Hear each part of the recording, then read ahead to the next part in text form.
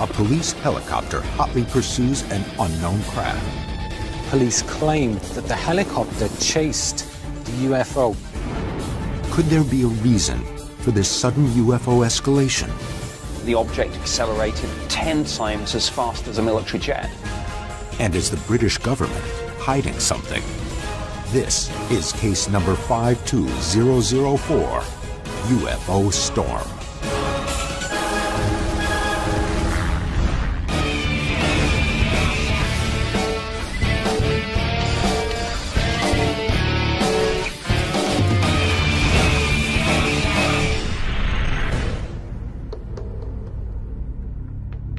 The object was, I would say, between 100 and 120 feet.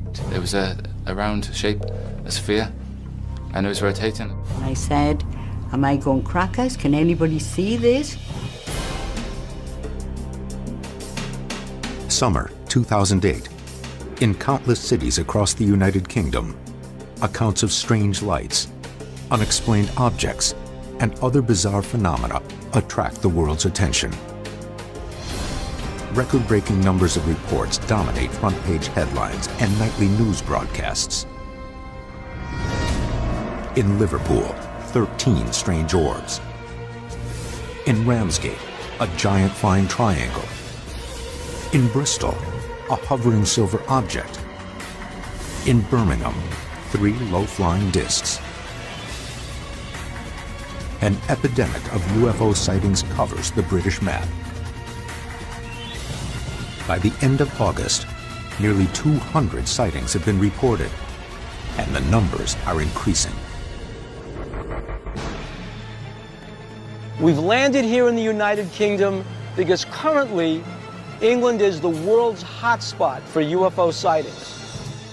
As UFO investigators, this is exactly where we want to be, where the phenomenon is the most active. What we're getting is videographic and photographic evidence of orbs, of triangles, even one case related to meteorological phenomena. Bill Burns will look into a breaking case involving a police helicopter that nearly collides with a UFO, and then gives chase to the object. There were conflicts. The police denied it, the Ministry of Defense denied it, but witnesses said it really happened. Pat Uskert will uncover never-before-seen video of an object that may have ties to an American mass sighting.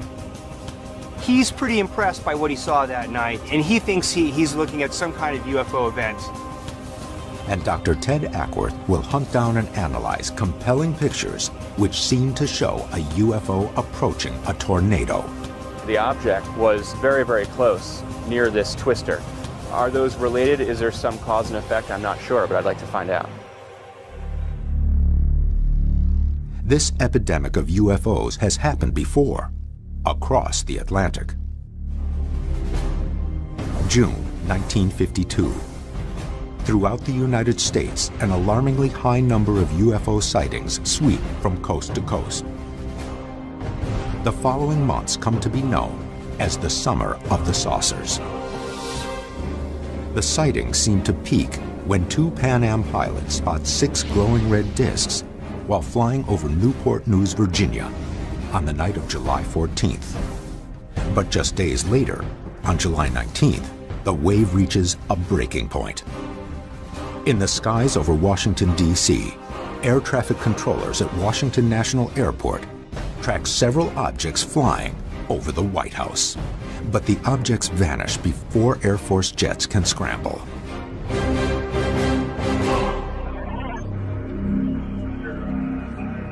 Now, there is a new Summer of the Saucers. This thing was just motionless. It just stayed there, and every now and then it would flash. I didn't believe in extraterrestrial life until I saw this UFO. Whatever is happening in the United Kingdom has left many residents rushing to record their encounters as proof that something is going on. I'm about to meet with Steve Tuzer, who witnessed some strange lights at the height of this UFO wave. He's got some interesting video, and we're going to check it out.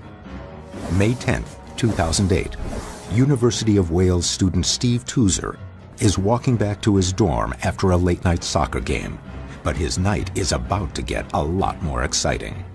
Well, it was on May the 10th, about between 11 and 12 at midnight, and I happened to have my handheld camera. I looked straight into the sky and I saw these strange lights, and they started doing these strange formations, like triangular formations, and they were like bundled together, and it was just, I've never seen anything like it. So I quickly got my camera and filmed it all. Steve's video shows the unexplained formation of lights moving from west to east through the night sky. As they move, however, a fourth light appears. What you were looking at in your viewfinder, could you also see that with... Far away, because I couldn't really zoom that close into them with my camera, so they were very far away.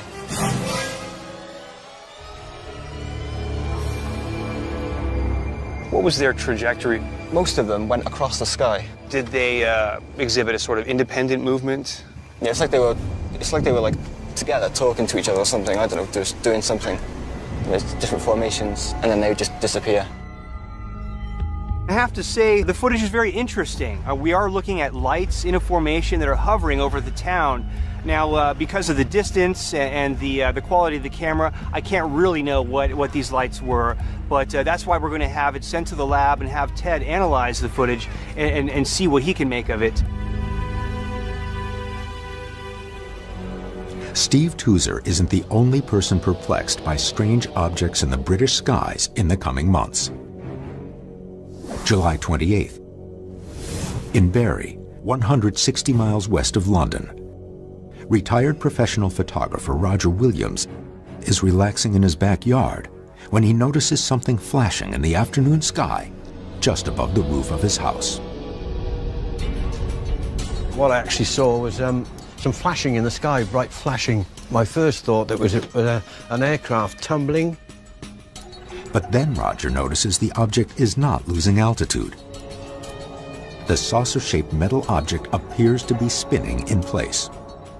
So you saw the object up here, and what happened next? Well, I thought after I watched it for a short while, I decided to go upstairs to get my camera. Roger snaps these pictures from his bedroom window. He photographs a silver-colored object against a clear blue sky. The object is blurry, but visual processing should be able to enhance the image to get a better look. Roger also captures a passing airplane, which provides an instant visual contrast that will be important in future analysis.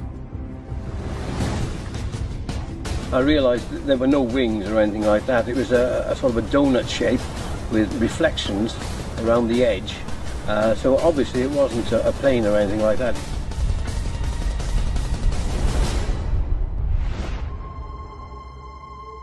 Roger has an unobstructed view while taking the photos. Right, so you had a good perspective right outside, and you weren't even shooting through glass. No glass, just straight through there. It's up in that direction. Yeah, and it looks like you were stabilizing your hand on the side of the window. That's right. All right. Well, those are great shooting conditions. After taking the pictures, Roger immediately loads them into his computer for a better look.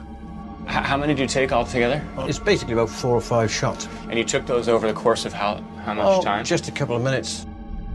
The similar focal planes of the object and the airplane flying nearby provide important visual information. So this is a really interesting question to me, is because in this frame that has both the aircraft and our object, they appear to be in relatively similar quality of focus. So they are probably at similar distances, but I think it really depends on what the settings were for the lens. From that, we should be able to get a sense of the depth of focus.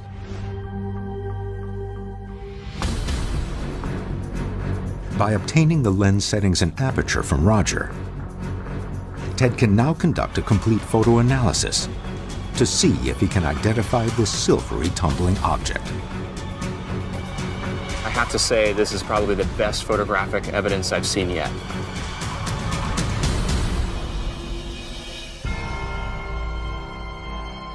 But Steve Toozer's and Roger Williams' sightings are just paving the way for the most controversial event of the summer.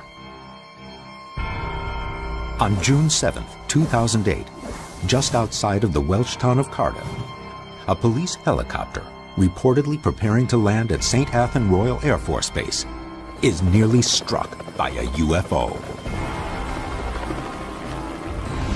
To many researchers and news agencies, this is Britain's most compelling UFO case in years.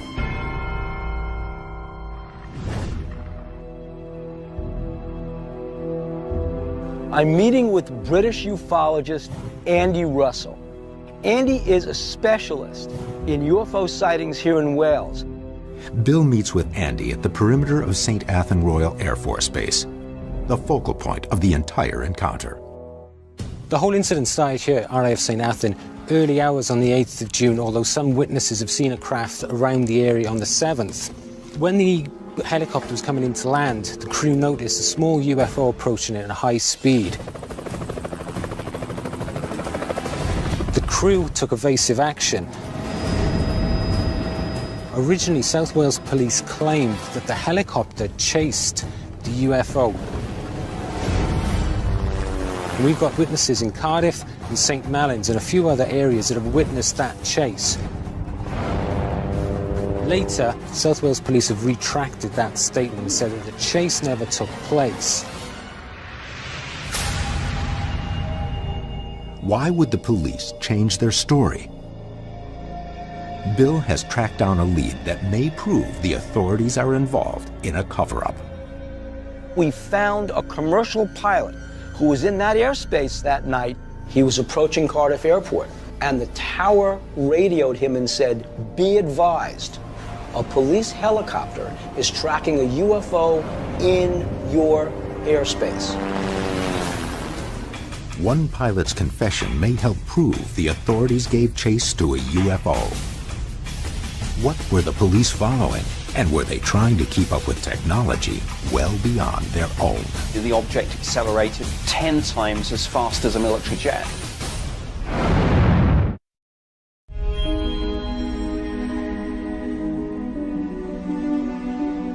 In the summer of 2008, the United Kingdom has become a center for frenetic UFO activity.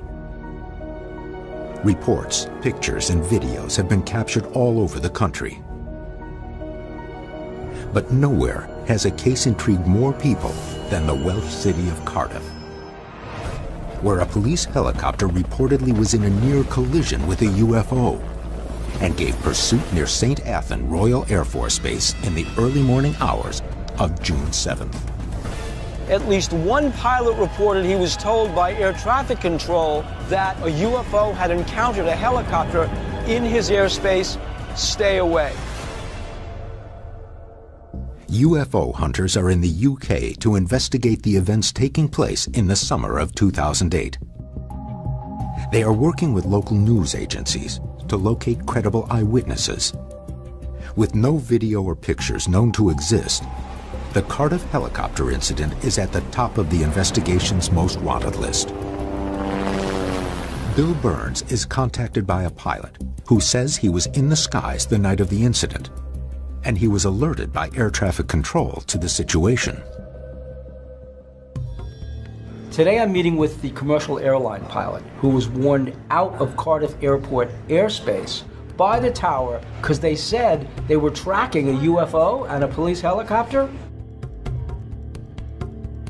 But after several hours, the pilot doesn't show for his scheduled interview. Originally, he agreed to talk with us and tell us the entire story. Then he abruptly canceled. He won't return our phone calls.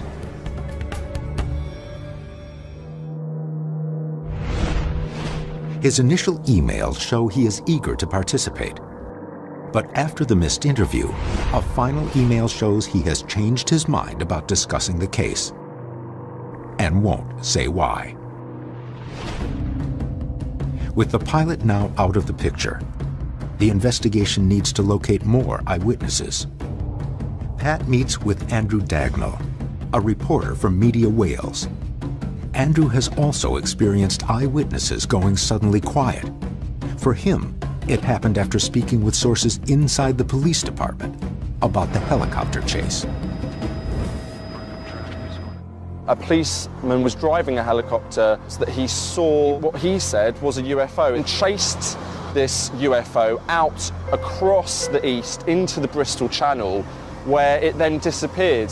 So how did you come by this information? The police actually reported this to us, and that's what made it so significant, was that it was actually coming first-hand from the authorities. Andrew Dagnall's police sources confirmed that one of their helicopters chased a UFO. But later, authorities offered up a contrary statement.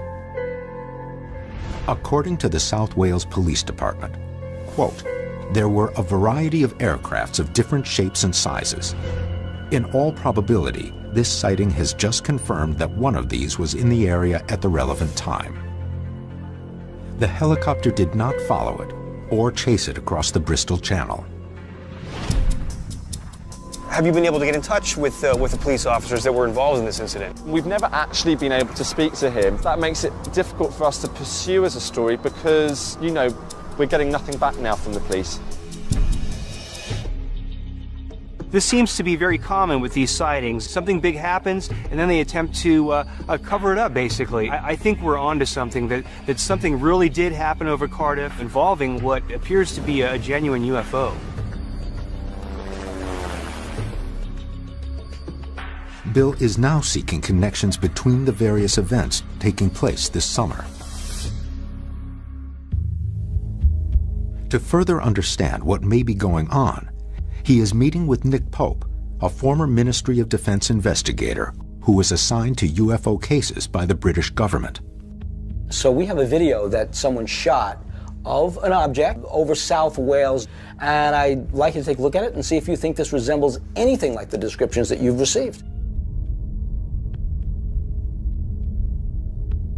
I mean, it's a fascinating piece of footage. It's interesting. Many of the Cosford witnesses talked about two lights, and it was only later that some of them, particularly those who saw it really close, noticed a third and fainter light.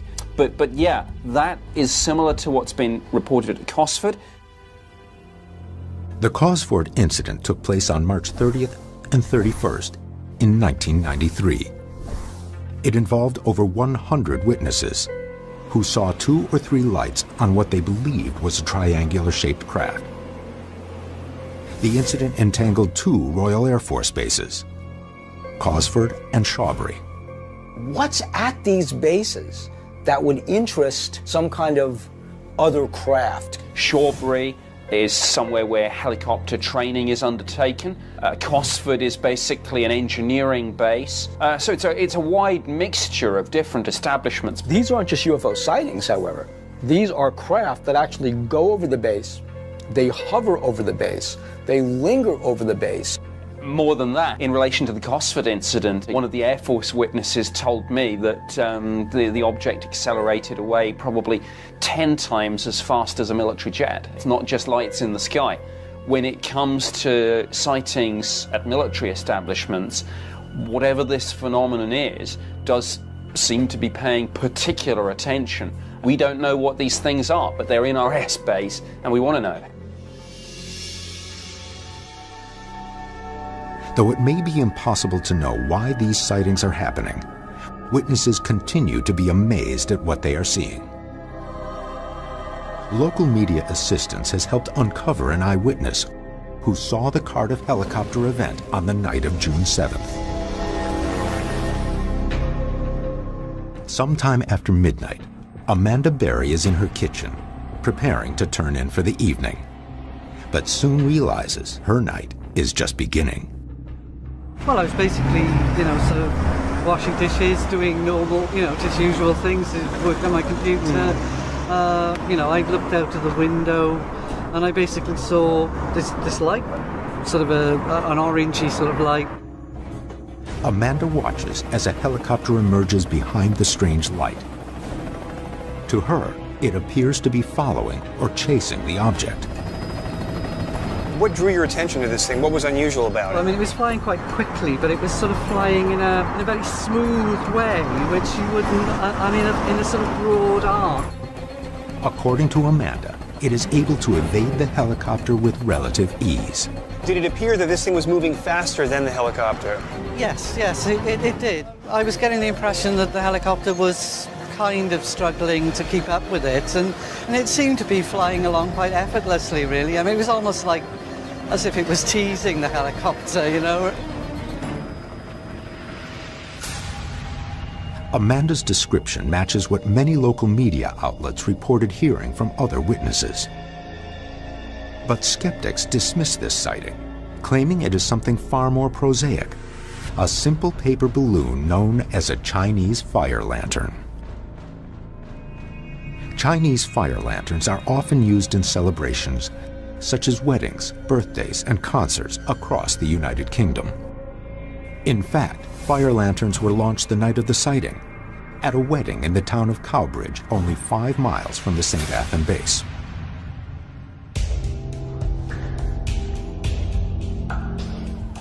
This Cardiff case, guys, is really perplexing. On the one hand, you've got the newspapers reporting this as a banner headline. The police admit that their helicopter encountered a UFO. Then the police pull back and say, oh no, nobody can talk to you. Well, it sounds like they're trying to downplay the incident, but according to some of the actual eyewitnesses, they reported that they actually saw the helicopter chasing an object. The police gave this explanation that this was fire lanterns. I think we can probably devise some kind of experiment to either prove or disprove that theory.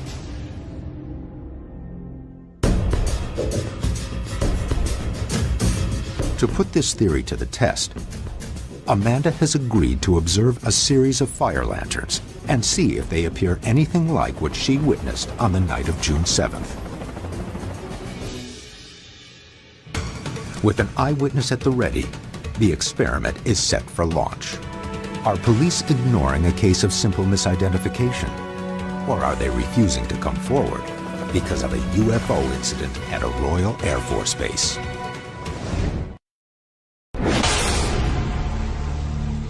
The investigation is in Cardiff, a Welsh city caught up in a wave of some of the United Kingdom's most compelling UFO cases in years.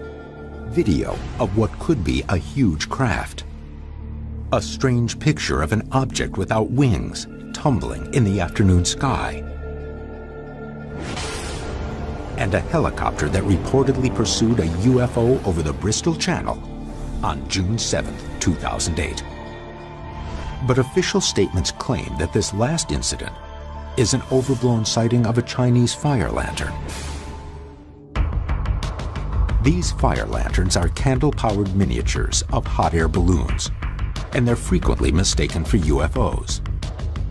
We have Amanda's testimony that she actually saw this thing. She saw a very strange object flying in a very peculiar fashion that was being chased by this helicopter, moving faster than the helicopter. Now, after this huge incident, there were reports that this was all the result of just Chinese fire lanterns. So we're here now to put that to the test. Amanda saw the object approximately 300 yards from her house. To accurately recreate her line of sight, Bill and Ted launch a fire lantern from a separate position 300 yards from Amanda and Pat. I'm down here at base 1 with Bill. He and I will be releasing it from here. Down this way at about 300 yards is base 2. That's Pat and our witness. They're in position and ready to view our release of the lantern. What we really want is your opinion about, does this thing look anything like the object that you saw on June 8th? Okay, we're going to light off the lantern, eyes in the sky.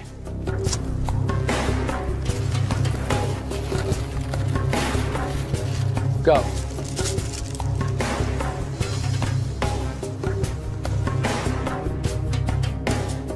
Okay, we have liftoff. Copy that, we see it.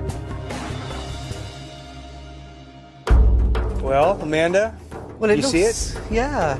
Does it look anything like what you saw? It's a lot smaller than what I saw, and even at low altitude they're small. So, well, even the lights on the helicopter I saw were, they were dimmer than the lights on the other craft. You could see that they're, electric lights. They were intense. These lights had intensity. Yeah, yeah. And this was more of a flickering candle or like a campfire. Yeah. Basically, it just didn't look the same at all, really, I think you've made it clear that this is completely different from what you saw that night. Yeah. Ted, I just wanted to let you know that we've pretty much concluded that what we've launched here this evening doesn't look anything like what Amanda saw that night. Okay, Pat, roger that. There is also meteorological evidence that casts doubt on the theory that these were fire lanterns launched from a wedding in the town of Cowbridge.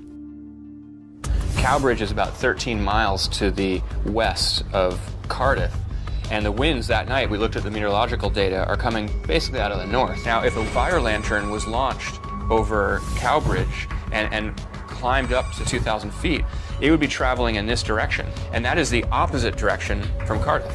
So we've got a balloon that's launched 13 miles away, traveling basically away from Cardiff. How could that ever have been sighted over Cardiff? It just doesn't add up. So what does that mean? It's looking increasingly like we have to look for another explanation, and that explanation might very well be it's a UFO. While one experiment has helped eliminate a conventional explanation, the photos and video from Roger Williams and Steve Tuser may provide even more evidence. Are these similar objects to what the helicopter pursued that night? Ted and image analyst Terence Masson look for any distinguishing characteristics in the evidence. Now, the Roger Williams photos, I'm really hopeful for. For once, we actually have a professional photographer taking a picture of an object. I'm hopeful that we can get something really definitive out of this. Roger turns his 35mm camera skyward and captures 6 images of a strange disc-shaped object that he at first thinks is tumbling, but then realizes is hovering in place. If we could do a sequential viewing of each of the object zoomed in and take out the motion, we could see how it looks over the course of those frames. What we did was several things. Able to isolate some motion blur out of it and do some sharpening and contrast enhancement and actually overlay and sequentially analyze those 6 photographs, one on top of another. To me, this is pretty wild. Yeah, it's definitely changing shape. To me, it looks metallic. It looks very clearly reflective. Silver, like an aircraft body, aluminum skin, but nothing at all like the shape of an aircraft. And what we see very definitively is it's roughly donut-shaped, saucer-shaped, if you will, and it's very clearly over the course of that short minute and these 6 photographs that it's either tumbling or physically changing shape. It certainly doesn't look like any kind of wings or a helicopter. It's definitely doesn't fit any of our conventional aircraft profile. The fact that this metallic, shiny object is hovering out there in space over the course of a minute and changing shape or rotating in place is very, very puzzling. But Steve Tuser's footage shows something altogether different. The footage is remarkably similar to another incident that's already been closely analyzed. It reminds me a bit of the Tinley Park video in that there's that formation. On August 21st, 2004, hundreds in the small town of Tinley Park, Illinois, view 3 orange globes floating above their city. The video analysis seems to show that all 3 lights are connected. It does look like the other 2 trailing points are locked to that 3rd point. But most shocking is the size of the object. I think 1,500 is a pretty good estimate, plus or minus a few hundred feet.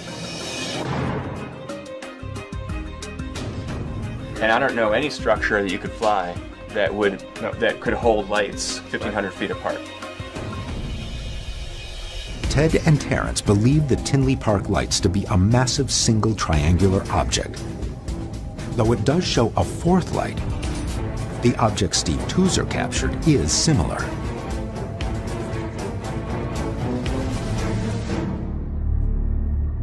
It makes me curious whether or not these lights are part of a larger structure. All right, so we see here the stabilized footage. The light on the left is the one that I actually pinned. And again, similar to Tinley Park. To my eye, they're pretty stable. To the naked eye, they do seem about the same position. It really does seem to be the structure locked together where we're doing some sort of rotation. So what Terence's analysis is telling us is that these 4 point sources are clearly locked together in formation, but it's a very sophisticated formation where they're not just hovering together, but they're rotating en masse as one object. It really leaves me wondering what this could be.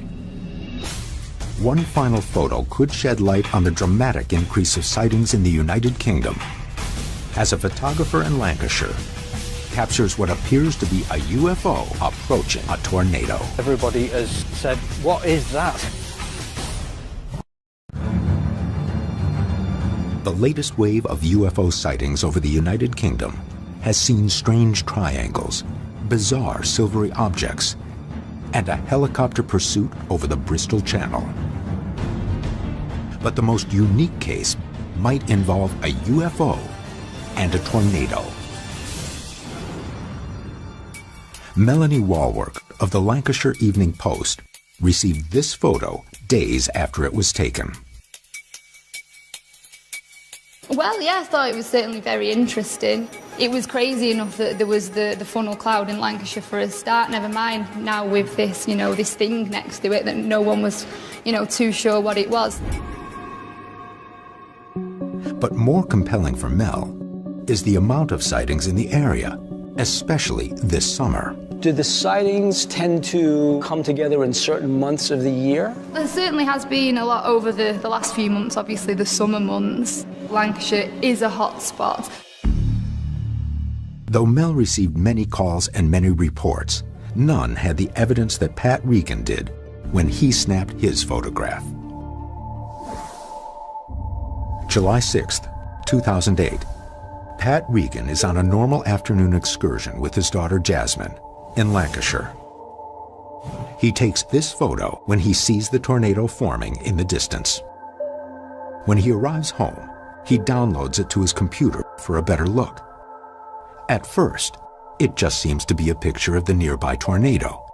But on closer examination, Pat discovers it contains something even more intriguing. Ted and Pat head out to meet Pat Regan and his daughter Jasmine at the exact spot of their sighting, the Rufford Canal. It almost looks like we could have another tornado again today. Yeah. Are these similar conditions now to the day you had the sighting? It's a little bit cooler than when we saw the tornado. There was blue sky like this, but it was also quite thundery. So Jasmine first spotted the twister around here. Jasmine was playing there, and I heard her saying, "Daddy, Daddy, there's a twister, there's a twister." Concerned at first, Pat realizes that the funnel cloud is far enough in the distance to take a photograph. He seizes the opportunity. But he realizes he captures something even stranger when he arrives home. There was a speck in one of the pictures, and this is the speck that everybody has said, "What is that?" Pat enhances the photograph. In what seems to be close proximity to the tornado, he sees a strange greenish disc-shaped object. We don't know what it was. We said, well, could it be something from the twister? Could it be an aircraft? But all these seem to be impossible because it doesn't seem to be anything like that. So you didn't see the UFO that day? No, we didn't. Well, we saw it, but we didn't register it in our brains. It was there because it was on the picture. Yeah, we only noticed later on. Do you know if the twister caused any damage? Didn't get the feeling it was going to do any damage, but it only seemed to be peaking downwards some distance from actually Earth. It wasn't touching down? It didn't seem to be. But when you were watching it, did you see any debris getting kicked up at the base? No, we didn't. If the tornado didn't touch down, it probably couldn't have picked up something large enough to be the object in the picture. Seems strange to me is that we have a sighting of some unknown object associated with a strange meteorological phenomenon, and apparently the object was very, very close near this twister. Are those related? Is there some cause and effect? I'm not sure, but I'd like to find out. But with so many unidentified objects being seen this summer, many are asking why the British government isn't seriously investigating this UFO wave. The British government has upheld the importance of UFO investigation for years and recently declassified the largest number of UFO investigations in this country's history. These files contain details of hundreds of sightings of strange lights and objects in the sky from 1978 to 1992. Nick Pope, who led the UFO project at the Ministry of Defense until 2006, examined many of these cases, some of which remain unsolved. The amount of records that the MOD has on UFOs must be voluminous. Oh, absolutely, yes. We've had over 11,000 UFO reports investigated since the early 50s. And of course, all these cases now are beginning to come out with the release of the MOD's UFO files, which has started this year. The release of the files has coincided with one of the biggest waves of sightings in the country's entire history. And so the MOD must be really frantic over what you called in the New York Times Britain's Summer of the Saucers. Yes, it is. But despite what seems like transparency, little information on these newest sightings is being discussed. People are using the Freedom of Information Act to go after the records, and they're not really finding them. Now, I have a theory about this. I mean, a couple of times in the MOD, somebody said to me words to the effect of, oh, well, I'm just going to write to this person about this. And I said, no, don't do that. You'll create a paper trail. And if there is no paper trail, then officially released documents aren't telling the whole story. So when people try to research cases like Cardiff today, you're actually partly responsible for the fact that there is no paper trail on Cardiff. Well, I'm not sure if it's my personal fault. It was just the culture on sensitive issues. We were aware of FOI and sometimes did what you might call a workaround, as it were. Could the MOD's release of the classified files just be a smokescreen for their current UFO investigations? You can guarantee that even if there is no paper trail, the MOD is well aware of these cases and investigating. With solid meteorological data, field perspective, and a photograph, this may be the investigation's best chance of determining what's in the skies over Britain in the summer of 2008.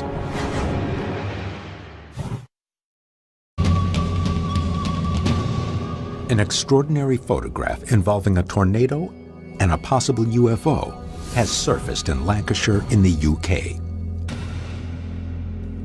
Could this be the evidence needed to validate the numerous sightings sweeping the United Kingdom in the summer of 2008? I'm at the University of Manchester at the Centre for Atmospheric Sciences. I'm about to meet with Dr. Grant Allen, who's an expert with tornadoes and twisters. I'm hoping that Dr. Allen can give me some information about the tornado that I can use when I get into the digital image processing.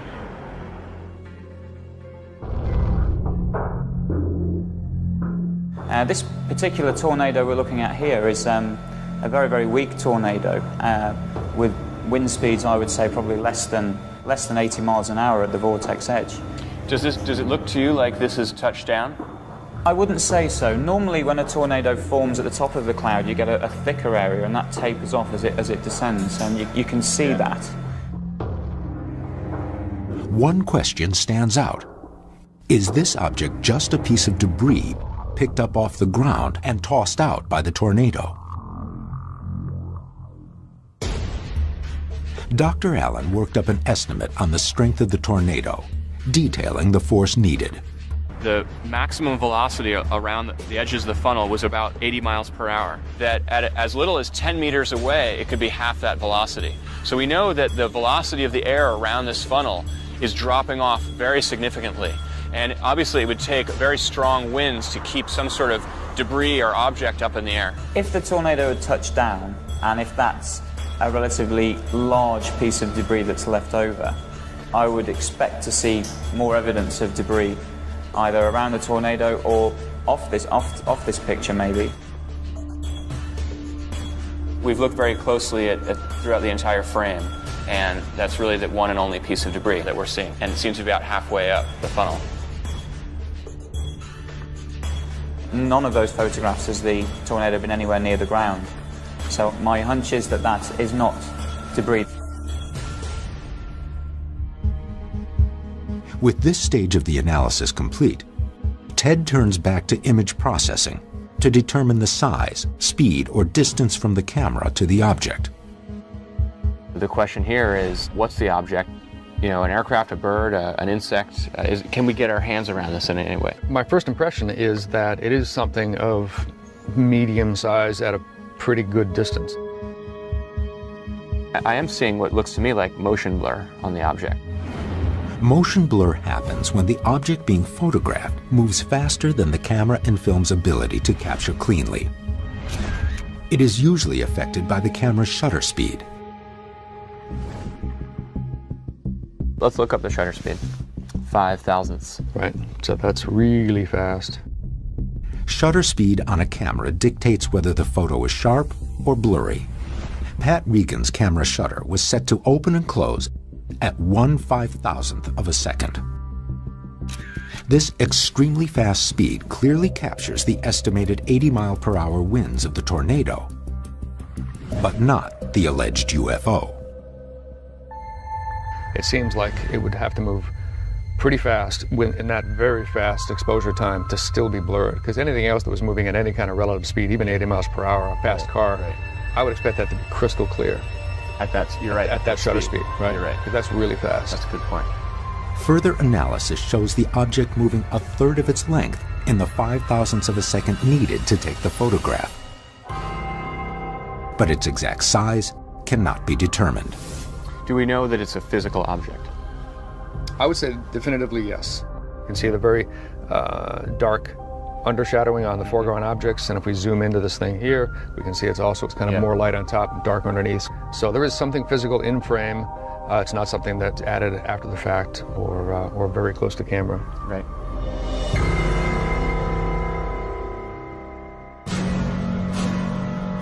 No debris in this area is to be expected, and yet there's this large object in there traveling at a very high rate of speed right next to the tornado. So it's very curious. There's a lot of unanswered questions.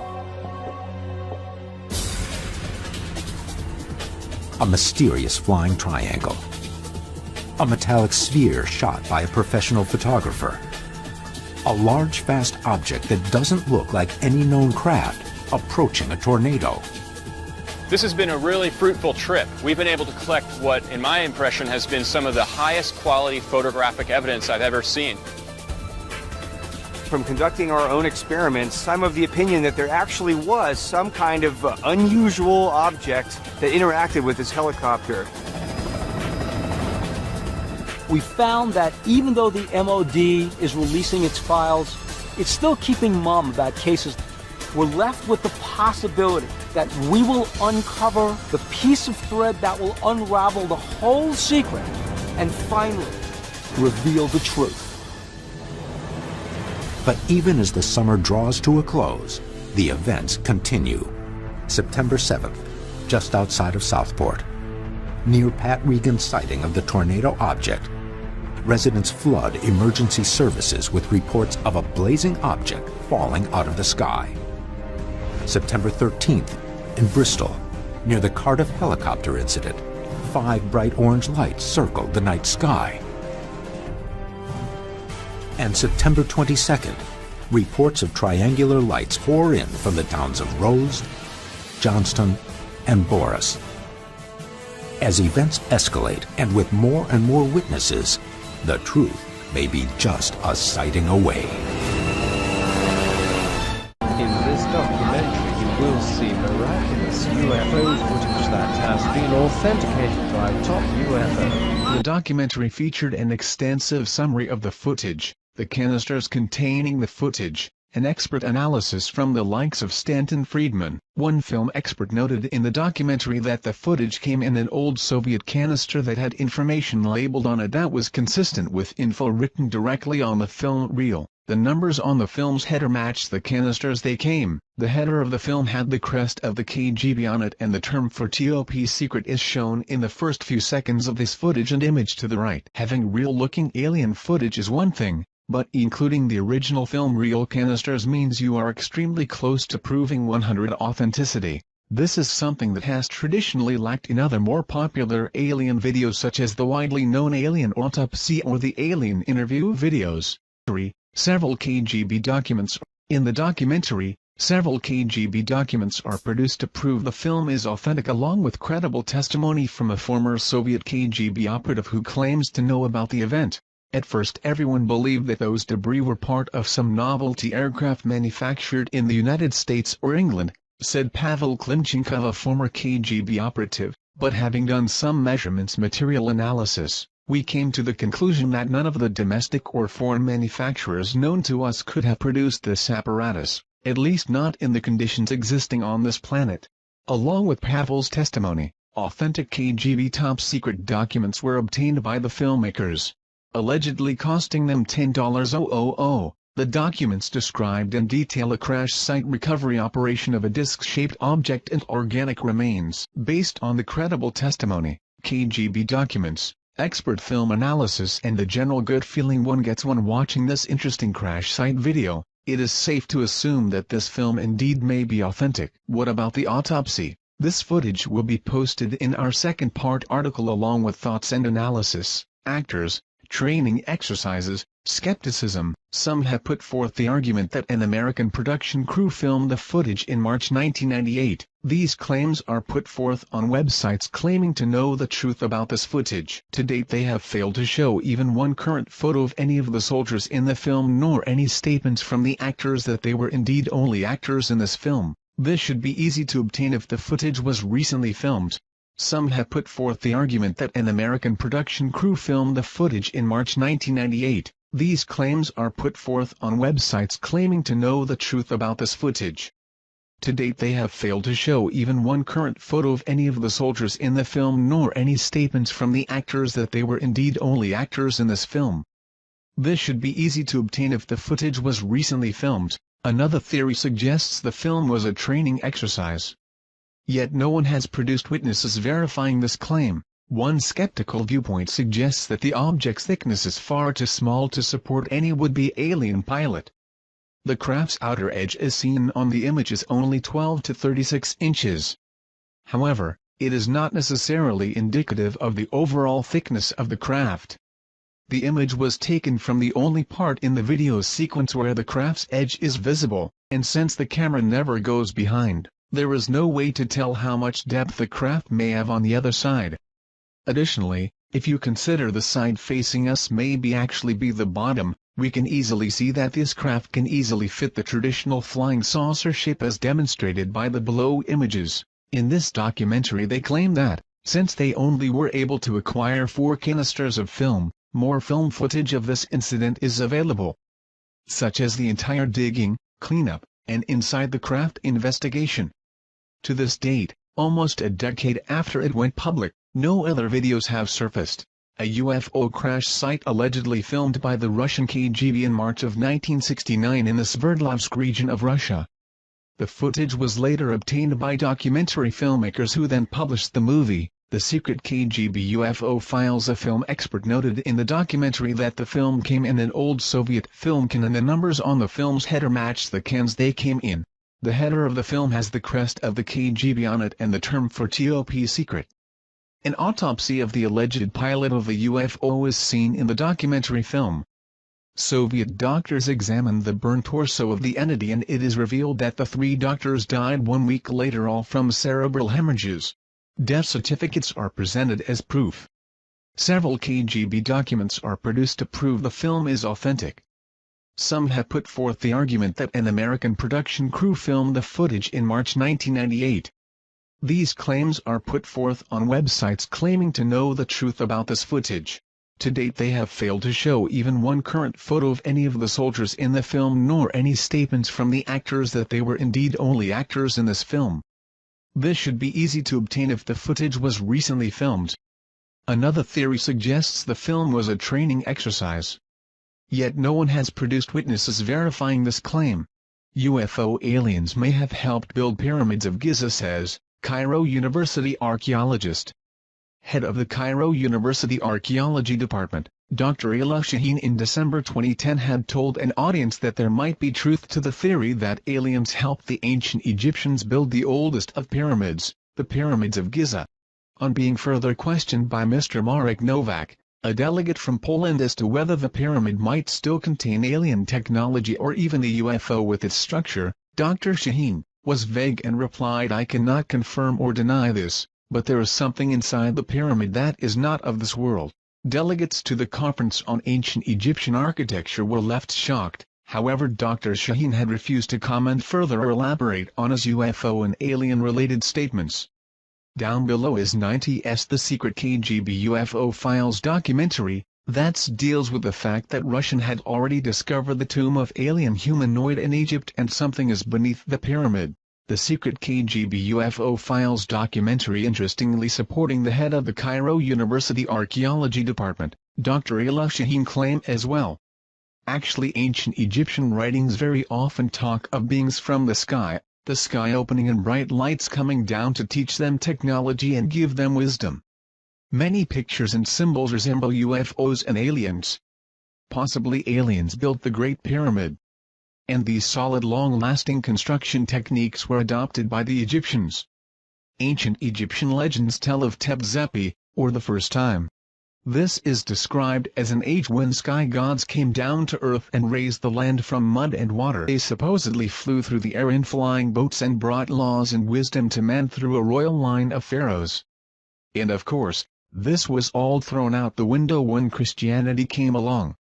Keep in mind that the gods were the one and only religion that there was. No other conflicting beliefs? Why? Well, because it was fact, not faith. The modern church would have you believe that it's just a myth. But you have to ask yourself on the edge of Occam razor, what truly indeed is more likely? There has always been the question. How did the Egyptians feed and care for the 100,000 slaves that it would have taken to build the ancient structures like that of the pyramids in Egypt?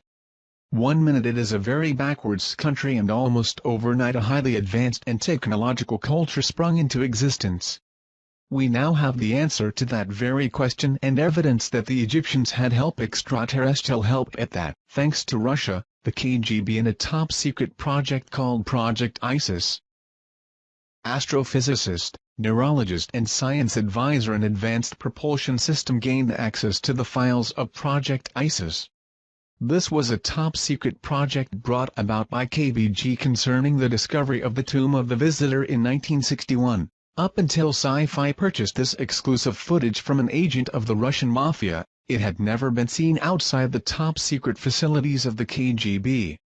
Sci-Fi showed it one time on television and as it stands today, no evidence of this film or the project is available.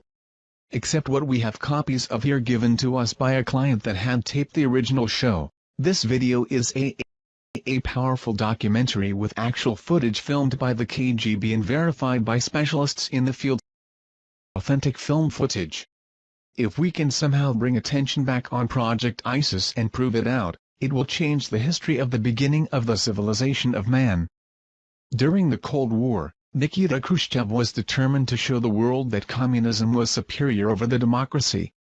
As he realized that it would be too costly to compete with the US in the space race, Khrushchev chose to go the other route. Having over 300,000 agents in the secret police and espionage organizations, he focused most of this resource on alternative science, such as paranormal phenomena, psychotrometic weapons, biogenerators and mind-altering machines. 1920s, during the Stalinist regime, a dark room was created where the KGB conducted psychotronic weapons research on prisoners sentenced to die and political dissidents. After 1936 these files were transferred to the secret archives of the KGB, continuing on with their paranormal research. Khrushchev achieved great success with his biogenerators and machines to alter human minds, which worried, naturally, the United States, knowing that the Soviet Union was there to conquer and overthrow. Russia, being that its borders surrounded the largest landmass of the world, had the largest amount of UFO sightings. If they could capture one of these flying objects and reverse engineer it, they could have the greatest advanced aeronautical designs. They got lucky in January 1986 when a spacecraft crashed in Dalgorsk but remained intact. The craft was back-engineered and the process was quite successful. But to achieve the most superior advancement in global domination, they went in search for something that was only a rumor or legend. The Chamber of Knowledge in Egypt. If the legends were true, storehouse of knowledge left behind by ancient visitors from outer space was concealed in the Great Pyramid. A team of archaeologists were composed of Egyptologists from the Russian Soviet Academy of Science, was sent to Egypt. Fearing that the CIA would learn of this expedition, the Kremlin operated with complete secrecy. By the late 1950s, Egypt accounted for 43% of all the Soviet aid for Third World nations. When they started the ISIS project, the Soviet military personnel in Egypt was estimated over 20,000. The heavy military presence was used to disguise the efforts of the mission scientists headquartered in Cairo. They would operate under the guise of Arab peasants or Russian officers. To speed things up, in 1959 the KGB recruited professional informationalists to wiretap Egyptian officials. This paid off in July 24, 1960, when a conversation was recorded that would then change myth into reality. The official had been given a call that two Bedouin had stumbled upon the tomb of the visitor. The Bedouin were in a hospital and kept repeating, "The visitor God." At this moment in time, Project ISIS became top priority, and all efforts were made to immediately follow up by having the Bedouin show them where they had found this tomb. SEIFI was able to purchase several documents and film footage as to the KGB documentations of their findings. Taken out of Egypt and brought to the secret facility of the KGB was this memo to high-ranking KGB official. My agents had secured the notes of one of the scientists working on the tomb of the visitor findings. Another was the inventory of contents taken from the tomb as follows. Location of finding: undisclosed, 15 crates of relics, 1 partially mummified body, 1 stone sarcophagus, 8 hieroglyphic samples. Old report from a project scientist that was one of the first to enter the tomb. During the inspection of the wall segment, we noted that a strange magnet repulsive force seemed to be emanating from the rock. We were unable to find any scientific explanation. Cryptologist report. Partial decoded message on tomb wall indicating a prophecy of the return of the winged gods. The Kremlin took the cryptologist report very seriously. KGB was ordered to determine target locations: planets, stars, galaxies. They had to duplicate the stars as they would have been over Giza thousands of years ago. They finally found it, in the stars and constellation of Orion during the year 10,500 BC. Although it was possible that the builders could have been working off plans of a time before the pyramids was constructed, this was proven not to be the case. Metal and synthetic materials of tomb were determined to be of unknown origin, and the tomb was carbon dated, giving it a dating of 10,500 BC, meaning the pyramid had to have been made at 10,500 BC. Cans of film were purchased by SEIFI through the Russian mafia agent, which originally came from the maximum security archives of the KGB. These cans contain film of KGB filming the process of the tomb and sarcophagus being opened. Sci-Fi had this film analyzed before purchasing by experts in this field. Finding no evidence of fraud, SEIFI purchased cans of film. The documentary is in black and white, showing soldiers entering the tomb without gas masks. As they opened the sarcophagus, you can see toxic fumes escaping and the reaction of the soldiers as they were being affected. It also shows the mummy contained inside. The film shows the soldiers leaving the tomb fast, and then a chemical warfare specialist team comes in with protective clothing. There is talk from one that was there in the tomb, that the energy inside, during the first days of exploration, was very high. They also had a team of psychics go in and do some special readings of the tomb. It later goes on to show the KGB and Bedouin loading trucks with crates to be shipped back to Russia. According to KGB documents, researchers began to wonder if the pyramid was designed for one particular purpose. They thought it was possibly a machine, being that it was designed like a three-dimensional triangular depiction of a hemisphere. Their thoughts were there must have been a reason why it was designed for resonating with the planet. Their thoughts went to a prism, and that the pyramids have powers to alter the cosmic rays, that the pyramids are huge prisms capable of concentrating energy, capturing light from the stars, which would initiate a process which would turn the pyramid into an interstellar transmitter. The three pyramids and SPHNIX could be integral parts of an immense machine designed by alien engineers linked by a master control mechanism inside the Great Pyramids. They noted that the passageway goes to main chamber, and above the sarcophagus was a tunnelless star shaft.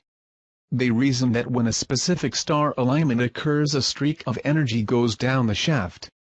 Scientists speculated that the radiant energy hitting the sarcophagus could initiate something similar to a cold fusion reaction. The prism structure of the pyramid would then magnify and transfer to the corresponding pyramids. A united beam of energy could erupt, creating a cosmic beacon used by alien starship for future navigation. According to ancient legends all around the world, they all have the same thing in common. The visitors were like men but more like gods. They were giants. They traveled among the stars. They brought us the knowledge. Legends of the first emperors of China were called the Sons of Heaven and made the first pyramids of China. Mexico and Yucatan have similar legends. Starwalkers can be found throughout Egyptian texts and American folklore. The visitors are described as the giants, man/gods, giants or titans. And it seems all cultures may be traced to a single parent civilization. Could it be ET? Later on in the documentary, it shows them working on the mummy, attempting to give it a face and identity. A computer projection of the mummy was made as it laid in the sarcophagus. Experts that were there to observe the fluorescent reconstruction of the face described to Sci-Fi that if they had not been there themselves, they would not have believed what the face revealed after reconstruction. When skull and face was completed, it showed a humanoid type: large cranium, large eyes, small chin, small teeth, but not Earth humanoid, but some being that had to have been extraterrestrial. Later, using underground radar technology, the KBG found a passageway under the tomb of the visitor. Directly below was a large chamber. They believed they found the chamber of knowledge, but was afraid to open the tomb, thinking it could be a Trojan horse capable of blowing up the entire planet. They decided to seal the tomb, wipe away the location of the tomb and close the project. It seemed, however, that all were affected by the discovery. Some had personality changes. Some disappeared entirely, others committed suicide, and others no longer could support their old religious beliefs. The first official report of sightings, that we are aware of, was by King Tutkremeni about 3,400 years ago. Sightings continued through the ages. Sightings seemed to pick up with man mastered the skies.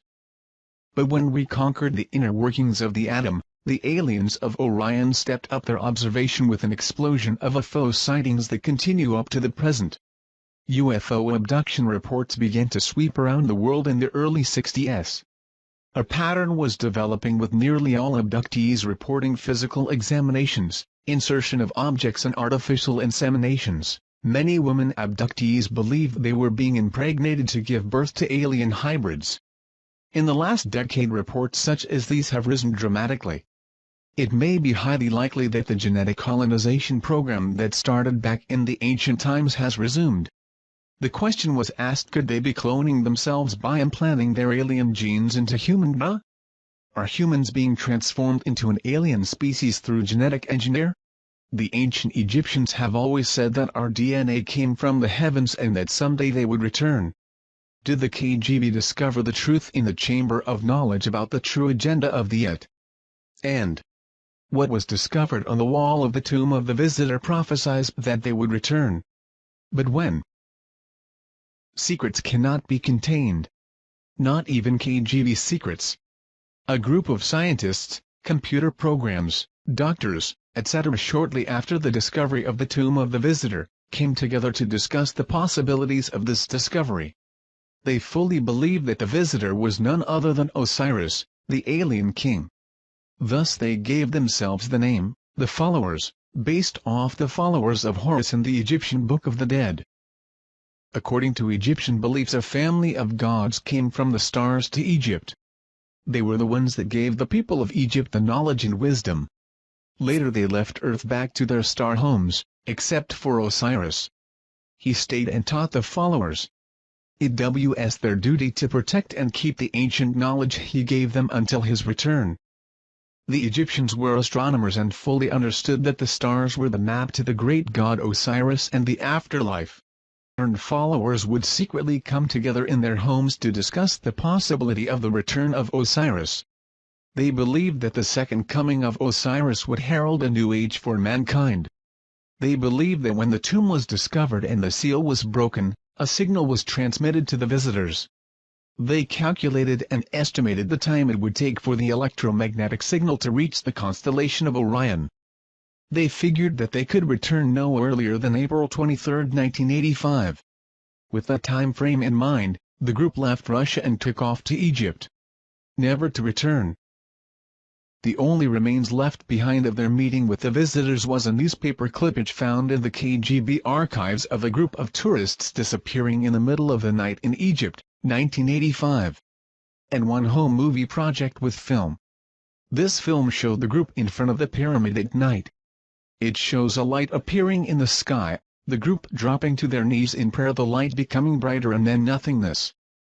A daughter of parents that were part of this group was shown the home video by the SCIFI team, of which she recognized her parents and burst into tears. Did anyone happen to see a documentary on sci-fi called Secret KGB UFO Files? I happened to catch this yesterday, and while I'm leaning to the side of skepticism, I have to admit that it was intriguing. Basically, the story goes, in the early 60s the KGB discovered a tomb at the Giza Plateau containing an Eva. Luckily there was film footage, haha. The grainy film contained footage of archaeologists dressed in KGB gear opening the tomb of what was thought to be an ancient Egyptian king. When they do, toxic smoke overcomes one of them and the other two run out. It is later learned that the body isn't human. The footage looked as if it had been produced to look old. Also included were shots of psychics levitating in the tomb. One thing that caught my attention is the archaeologist that was supposed to have been claimed by the toxic smoke was later helping move crates of evidence down some stairs. Despite the curious film footage, the documentary was very interesting and had me glued from the jump. For decades, American agencies have stockpiled information on UFOs. So did their counterparts behind the Iron Curtain. Soldiers, scientists and spies all paint a disturbing picture of the KGB's secret campaign. Is this the stunning proof that the Soviets recovered something not from this earth? When US researchers began looking into just how much the Soviet government knew about UFOs and extraterrestrial visitation, they were not surprised to learn that the Russians took the subject very seriously. What they didn't expect was evidence of ancient alien visitation, paranormal properties associated with related artifacts, and most shocking of all, of a mass abduction in 1985, among the piles of materials obtained from former Soviet spies. Some extremely puzzling and disturbing documents and film footage surfaced confirming rumors, which had been circulating for decades. In the late 1950s and 60s, the Russians became very interested in a number of unusual and newly discovered archaeological sites in Egypt by interpreting ancient symbols. One of those sites was believed to contain the remains of a life form not from Earth. Startling top-secret film footage, never before seen outside the Kremlin, confirms the Soviet mission to recover and analyze these remains. Join host Roger Moore in an exclusive investigation into one of the most compelling events of our time.